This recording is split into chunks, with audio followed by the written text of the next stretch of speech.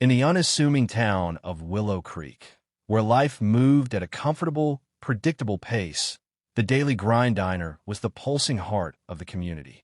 Amidst the clatter of plates and the aroma of brewing coffee, 17-year-old Ilera Vance worked diligently. A straight-A student, a part-time waitress, Ilera carried a quiet strength and a family name that held more weight than anyone knew. One ordinary Tuesday, Officer Garrett Thorne strode into the diner. Known for his abrasive demeanor and heavy-handed tactics, Thorne exuded an air of entitlement that was as much a part of him as his uniform. He settled into his usual booth by the window, a silent, unsmiling presence. Ilera approached, pad in hand, her voice polite. "Good morning, sir. Can I get you anything?" Thorne cut her off sharply. "Just get the coffee right. No sass." Ilera calmly nodded. "Of course. Black, 2 sugars." "What? You memorizing orders now?" he sneered. "Don't get cocky." The diner's hushed chatter faltered. A fork clinked, but no one spoke. Not to Thorne. "What's with the attitude?" he pressed. "Didn't your mommy teach you manners?" Ilera blinked, a flicker of confusion in her eyes. "I'm sorry, sir," she said gracefully, turning away. She returned moments later with his coffee, setting it down gently. Her calm, dignified silence seemed to irk him more than any defiance could.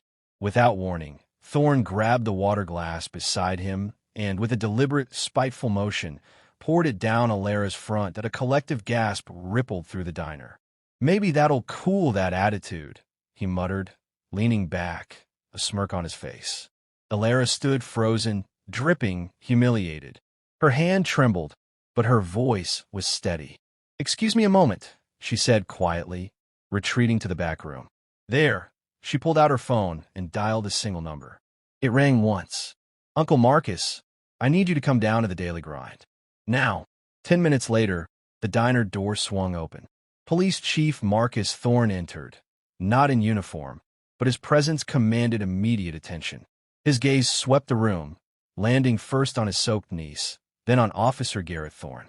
"Officer Thorne," he said, his voice a chilling calm. "My office. Now." The diner watched in stunned silence as Garrett, still bewildered, followed his chief. He didn't know yet. He didn't know the girl he had just publicly humiliated was family to the one man in Willow Creek he couldn't cross. And he had no idea that within the hour, his badge would be gone. Consequences and whispers. The air in the Daily Grind remained thick with unspoken tension.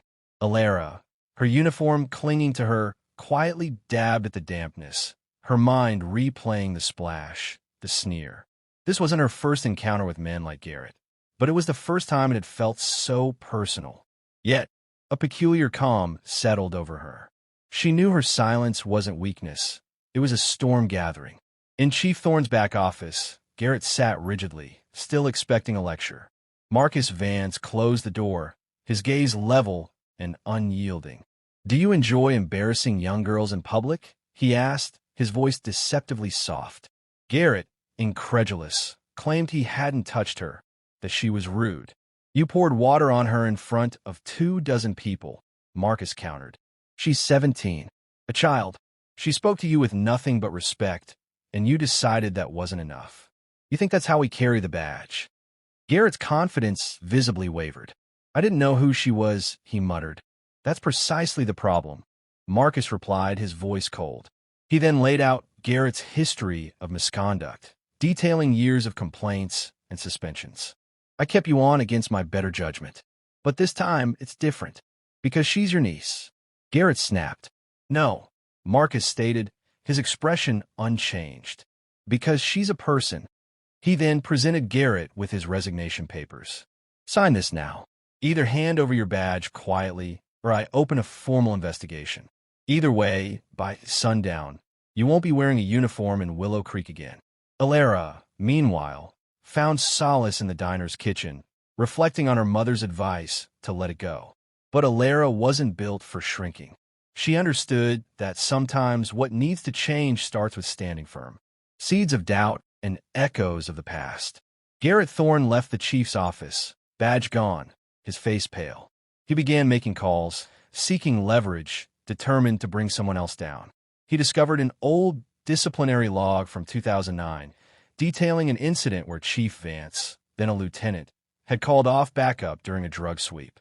The report, marked with a note about discretion over procedure, became Garrett's new weapon. He didn't need proof, just a narrative of doubt that at Willow Creek High, Alara felt the subtle backlash. Whispers of cop girl followed her. Teachers expressed concerns about distractions. When her guidance counselor suggested her issues stemmed from being distracted, Alara directly asked, "Would they be concerned if my uncle wasn't the chief of police?" She realized she was focused, just not on keeping people comfortable. Later, Chief Vance confided in Alara about the 2009 incident. He explained how he chose to protect young lives by avoiding a public spectacle that would have ruined them. People like Garrett, he explained, they don't care about nuance. They only care about what can be twisted. Alara understood.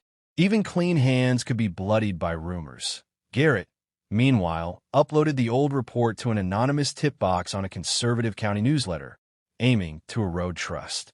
The next morning, Chief Vance found the headline. 2009 cover-up? Questions arise around police chief's past raid. At school, Alara found a note in her locker. "Your uncle's not as clean as you think. Check the news, princess."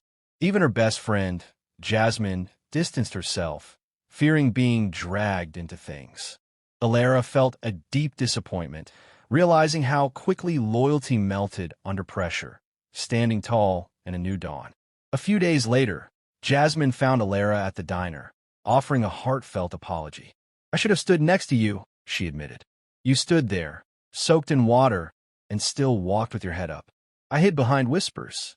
Alara, recognizing the sincerity, replied, "Then don't just apologize. Stand next to me." Loudly, their friendship, tested by pressure, was reinforced. Chief Vance, too, received a quiet message of support. An anonymous letter from the mother of Marcus Wynn, the boy he saved in 2009. "You did the right thing," it read. "This town needs you." Undeterred by the limited impact of his newsletter leak, Garrett escalated his campaign. He called in a favor from an old friend at a regional news station.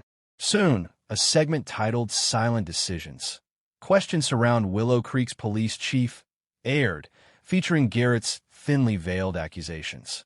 Chief Vance, however, remained steadfast.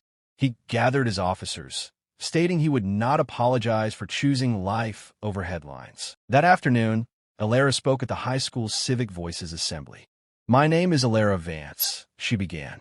"I was humiliated in public by a man who thought power made him untouchable. He poured water on me because I didn't shrink for him. But silence isn't safety. It's just someone else's comfort." She concluded, "Dignity doesn't always roar. Sometimes it just refuses to drown." The auditorium erupted in applause. That night, Chief Vance watched Alara's speech, his heart swelling with pride. Garrett Thorne, watching the same clip, silently closed his laptop, realizing he had lost the moral ground. He received a call from Internal Affairs. They wanted to speak with him about his statements to the press. Chief Vance remained in his position, overwhelmingly supported by his department. Alara received an invitation to speak at a regional youth civic forum in Atlanta. She hadn't applied. They simply wanted her voice. Garrett Thorne vanished from Willow Creek, leaving behind a letter with the mayor. "You're right. She wasn't the problem. I was. Tell her I didn't realize until too late that dignity can't be washed off." Badge enclosed.